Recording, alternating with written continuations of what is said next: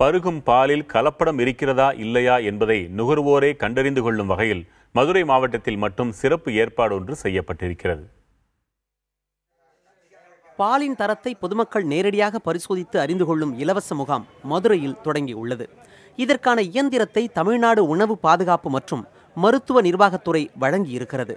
Madurai K. புதூரில் நடைபெற்ற முகாமில் பொதுமக்கள் தங்களது பாலின் தரத்தை பரிசோதித்துக் கொண்டனர். பொதுமக்கள் மட்டுமின்றி பால் விநியோக முகவர்களும் பாலை பரிசோதனை செய்து கொள்ளலாம் என அறிவிக்கப்பட்டுள்ளது. அடுத்தடுத்த நாள்களில் மேலும் 4 இடங்களில் இந்த முகாம் நடைபெற உள்ளது.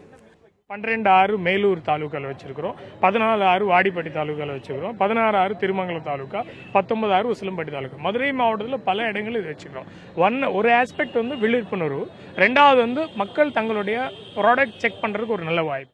மதுரை மாவட்டத்தில் பால் மட்டுமின்றி பல்வேறு உணவு வகைகளும் கண்காணிக்கப்படுவதாகவும் அதில் ஒரு பகுதியாக கே. புதூரில் நடந்த முகாமில் ஒரு பாலில் மட்டும் சோப்பு எண்ணெய் கலக்கப்பட்டிருப்பது தொடர்பாக உரிய விசாரணை நடத்தப்படும் எனவும் ஆட்சியர் வீரராகவராவ் தெரிவித்தார். நம்ம ஃபீல்ட் லெவல் ஆஃபீஸர்ஸ் மொத்தம் 108 சாம்பிள்ஸ் எடுத்துக்கிறார்கள். இதில் ஒரு சாம்பிள் தவிர மிச்சம்லாம் ப்ராப்பராக இருக்குது. இந்த ஒரு சாம்பிள் வந்து ஹவுஸ் ஹோல்ட் சப்ளையாக இருக்கிறது. ஹவுஸ் ஹோல்டில் வந்து அவருக்கு வந்து கவு மில்காக சேல் பண்ணிகிட்டே இருக்கிறார்கள். அது வந்து நம்ம ஃபர்தர் லீகல் சாம்பிள் எடுத்துகிட்டு அவர் எப்படி விற்கிறாருன்னு செக் பண்ணி ப்ரோவ் பண்ணி தான் சொல்ல முடியும். Otherwise 107 samples there is no problem. பாலில் கலப்படத்தை கண்டறியும் நுகர்வோர் உரிமை மீண்டும் வெளிப்பட தொடங்கி இருக்கிறது.